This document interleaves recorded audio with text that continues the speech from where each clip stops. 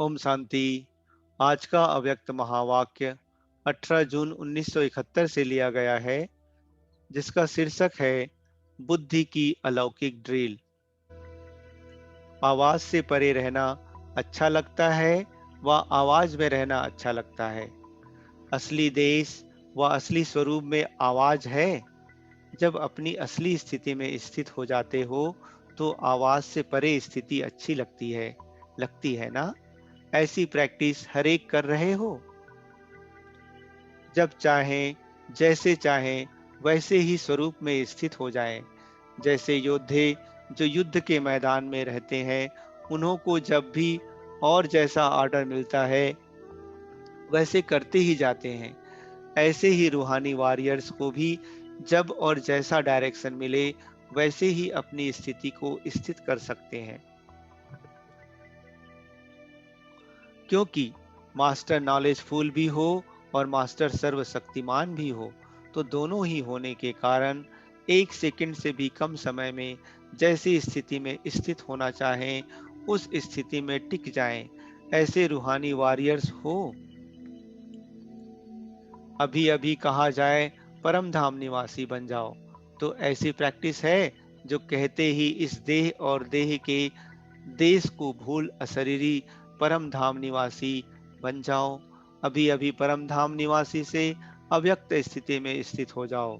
अभी अभी सेवा के प्रति आवाज में आए, सेवा करते हुए भी अपने स्वरूप की स्मृति रहे। ऐसे अभ्यासी बने हो। ऐसा अभ्यास हुआ है। वाह। जब परम धाम निवासी बनने चाहे तो परम धाम निवासी के बजाय बार बार आवाज में आ जाएं। ऐसा अभ्यास तो नहीं करते हो ना। अपनी बुद्धि को जहां चाहो वहां एक सेकंड से भी कम समय में लगा सकते हो। ऐसा अभ्यास हुआ है। मास्टर ऑलमाइटी अथॉरिटी अपने को समझते हो। जब ऑलमाइटी अथॉरिटी भी हो, तो क्या अपनी बुद्धि की लगन को अथॉरिटी से जहां चाहे वहां नहीं लगा सकते। अथॉरिटी के आगे यह अभ्यास मुश्किल है व सहज है। जैसे स्थूल कर्म इंद्रियों को जब चाहो जहां चाहो वहां लगा सकते हो ना। अभी हाथ को ऊपर व नीचे करना चाहो तो कर सकते हो ना। तो जैसे स्थूल कर्म इंद्रियों का मालिक बन जब चाहो कार्य में लगा सकते हो, वैसे ही संकल्प को व बुद्धि को जहां लगाने चाहो वहां लगा सकते हो। इसको ही ईश्वरीय अथॉरिटी कहा जाता है। जो बुद्धि की लगन भी ऐसे ही सहज जहां चाहो वहां लगा सकते हो। जैसे स्थूल हाथ पांव को बिल्कुल सहज रीति जहां चाहो वहां चलाते हैं व कर्म में लगाते हैं। ऐसे अभ्यासी को ही मास्टर सर्वशक्तिमान व मास्टर नॉलेजफुल कहा जाता है। अगर यह अभ्यासी नहीं है तो मास्टर सर्वशक्तिमान व नॉलेजफुल नहीं कह सकते। नॉलेजफुल का अर्थ ही है जिसको फुल नॉलेज हो कि इस समय क्या करना है, क्या नहीं करना है, इससे क्या लाभ है और ना करने से क्या हानि है।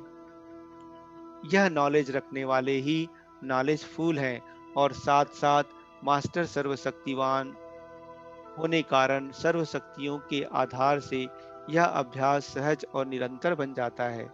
लास्ट पढ़ाई का कौन सा पार्ट है और फर्स्ट पार्ट कौन सा है। फर्स्ट पार्ट और लास्ट पार्ट यही अभ्यास है। जैसे बच्चे का लौकिक जन्म होता है तो पहले पहले उनको एक शब्द याद दिलाया जाता है, वह सिखलाया जाता है ना। यहाँ भी अलौकिक जन्म लेते पहला शब्द क्या सीखा। बाप को याद करो। तो जन्म का पहला शब्द लौकिक का भी अलौकिक का भी वही याद रखना है। यह मुश्किल हो सकता है क्या। अपने आप को ड्रिल करने का अभ्यास नहीं डालते हो। यह है बुद्धि की ड्रिल। ड्रिल के अभ्यासी जो होते हैं तो पहले पहले दर्द भी बहुत महसूस होता है और मुश्किल लगता है, लेकिन जो अभ्यासी बन जाते हैं वह फिर ड्रिल करने के सिवाय रह नहीं सकते। तो यह भी बुद्धि की ड्रिल कराने का अभ्यास कम होने के कारण पहले मुश्किल लगता है। फिर माथा भारी रहने का व कोई न कोई विघ्न सामने बन आने का अनुभव होता रहता है। तो ऐसे अभ्यासी बनना ही है। इसके सिवाय राज्य भाग की प्राप्ति होना मुश्किल है। जिन्हों को यह अभ्यास मुश्किल लगता है, तो प्राप्ति भी मुश्किल है। इसलिए इस मुख्य अभ्यास को सहज और निरंतर बनाओ।